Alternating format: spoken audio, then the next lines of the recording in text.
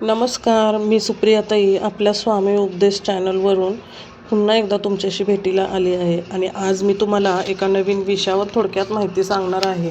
तर आपले सगळे स्वामी भक्त ऐकून घेतील अशी मी आशा करते. प्रथम तर श्री स्वामी समर्थ सगळ्यांना. जय जय स्वामी समर्थ.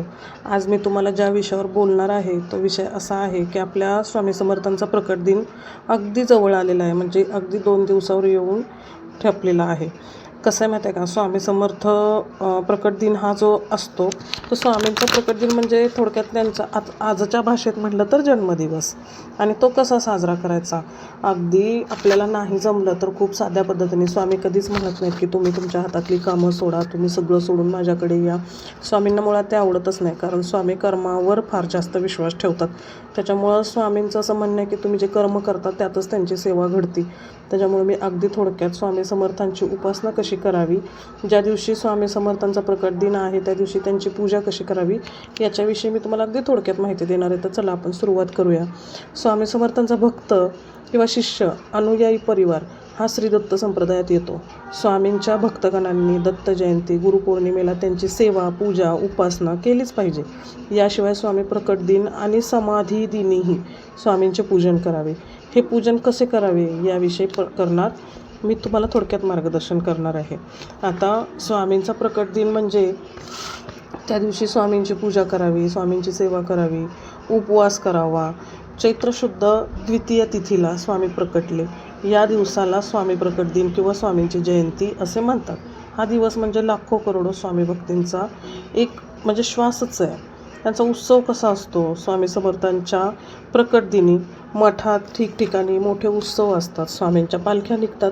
अतिशय मंगलमय वातावरण असते. या दिवशी स्वामी भक्तांनी संपूर्णतः उत्सवात स्वतःला झोकून द्यावे. उत्सवाच्या आयोजनात, मठाच्या आरास कामात, स्वच्छतेत हातभार लावावा. स्वामींची मनपूर्वक सेवा करावी. स्वामींचे दर्शन मठात जाऊन करावे. पंचोपचार पूजन, गोडधोड ठेवावे. तसंच स्वामी चरित्र, गुरुलीलामृत पारायण सप्ताह पद्धतीने करावे. आणि अगदीच आजच्या धावपळीच्या युगात आपल्याला वेळ नसेल तर तुम्ही 1 दिवसाचे पारायण केले तरी काही हरकत नाही. शक्य झालं तर श्री क्षेत्र अक्कलकोटला दर्शनासाठी जावे. या दिवशी उपवास धरावा. गुरुपौर्णिमा, दत्त जयंती सांगितल्याप्रमाणे हा उपवास धरावा. यथाशक्ती श्री क्षेत्र अक्कलकोट आणि गरिबास दान करावे. स्वामींचं म्हणणंच होतं की तुम्ही गरिबास दान करा, भुकेलेला अन्न द्या. स्वामींच्या अन्नछत्रास सहाय्य करावे, धान्य द्यावे. आणि घरी स्वामींची तसबीर, पादुका असेल तर याची पूजा करावी.